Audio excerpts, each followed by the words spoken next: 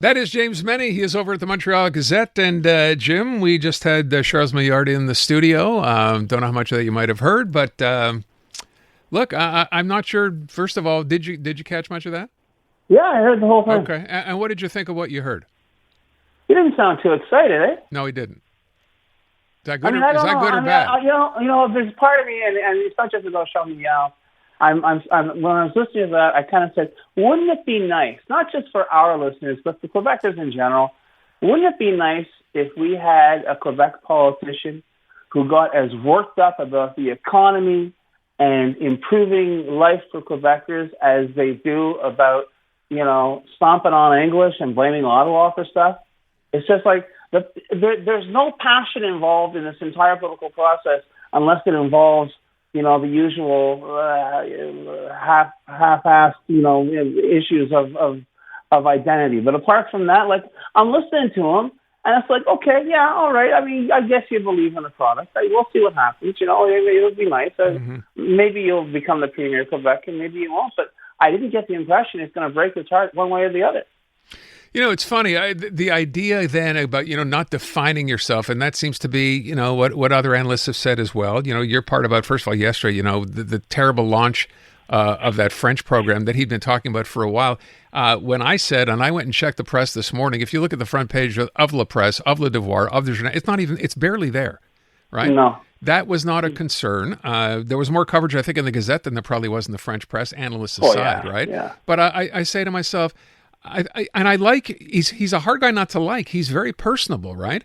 But at some point, I think, to your point, Jim, you kind of have to let us know what you stand for. And I'm not sure I heard that in there.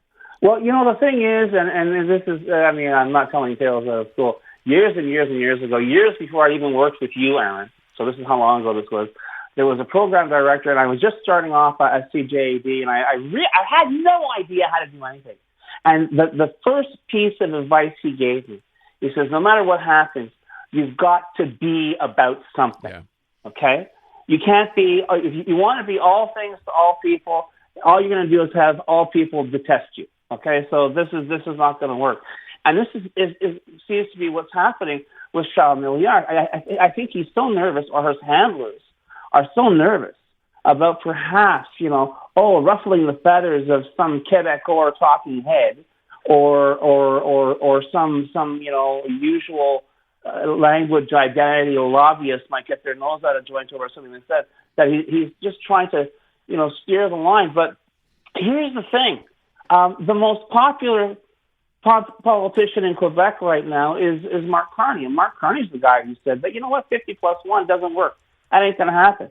Guess who's still the most popular politician in Quebec, right? Yeah. This is it. This idea that you dare not question any kind of linguistic or identity orthodoxy, lest there's going to be backlash from the usual half dozen suspects who quite frankly enjoy a weight of opinion and importance way out of whack with the reality.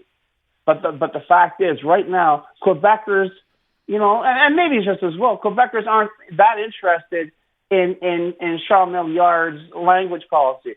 I think Quebecers are interested in Charles Maillard's and any other politician's policy for making things more affordable, for helping them out, for helping us in the real world, this actual real world that we're in, and the actual real problems that we're facing, as opposed to the usual BS topics that you are used to fill, the talking head shows on Quebecor. This has got to stop, and we're only 4 months away from the vote, and right now, we can say it about Charles Maillard. You could say the same thing about every single other party leader. Well, the PSPP, let's face it, all he is about is a referendum, and which frankly should dismiss him out of hand as being a contender, and yet this guy is still leading in the polls. So that tells you something. But the fact is, we are seeing a devolution of the electoral debate down to topics that are of interest to TV producers and nobody else. And that's the part that's really scary, because you know what?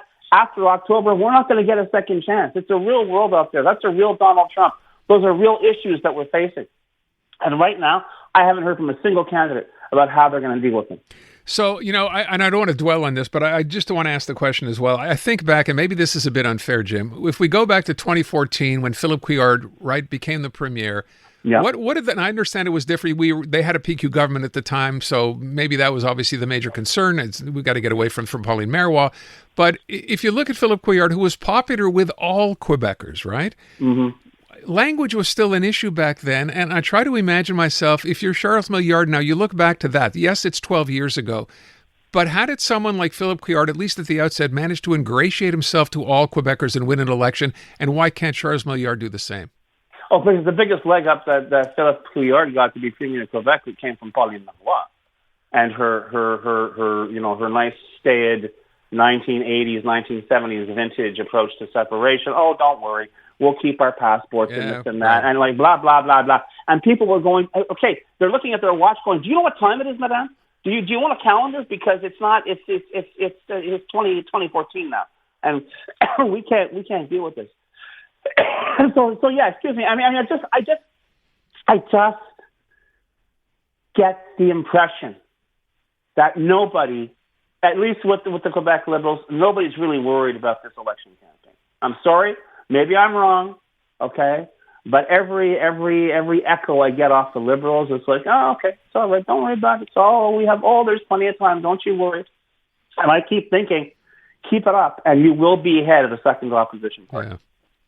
All right, let's move on from that. By the way, I should mention, we didn't talk a lot about what is in that French plan. There are 7 different points, as I said. Maybe the problem was there was just so much in it, there was too much.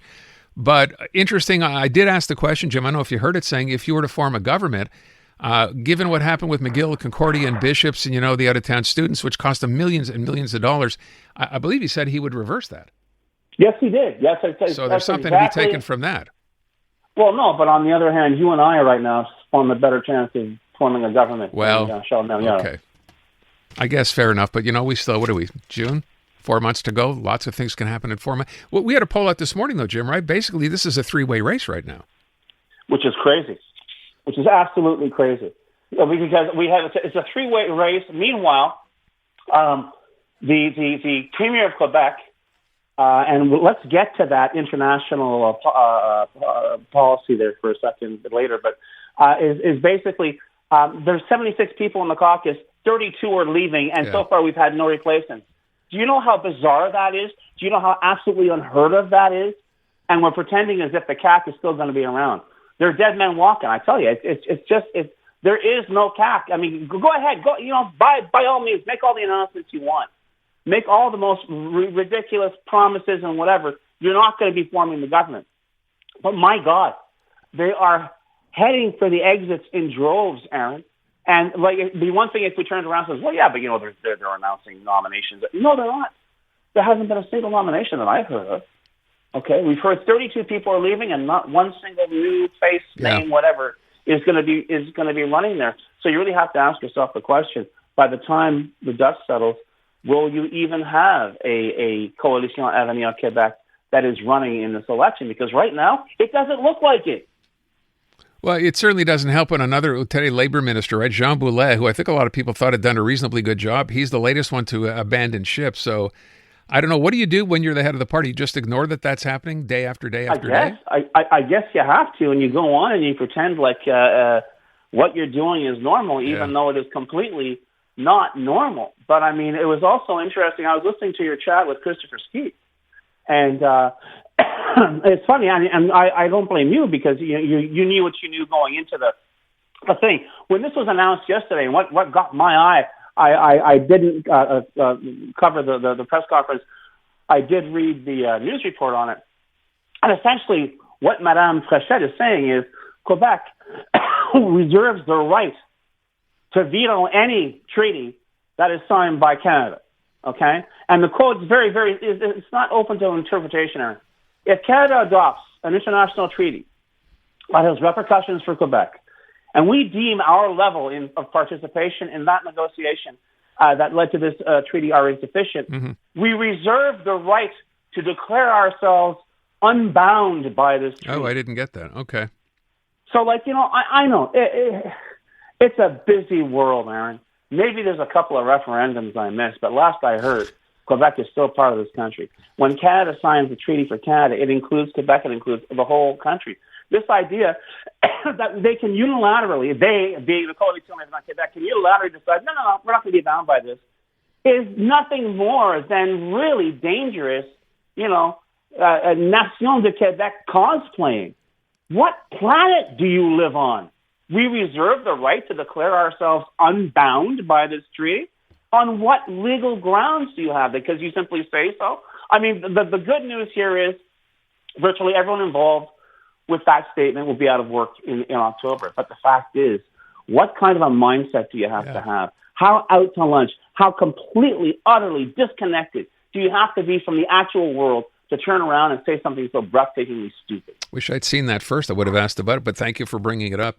Jim, we're out of time. I thank you. Hope you feel better, too. Hello, Canada. This is Bryan Adams Radio. Hosted by Bryan Adams himself. We'll play a few of mine, a ton of my favorites, and some must-hear behind-the-scenes stories from the world of rock and roll. We're coming to get you! One thing about doing rock and roll so long is you end up meeting a lot of the people that you admire. Sometimes you even get to work with them. It's only love, and that's all. Bryan Adams Radio. I'm coming back to you. Now available on the free iHeartRadio app. Hey everybody, how are you tonight? Sounds great.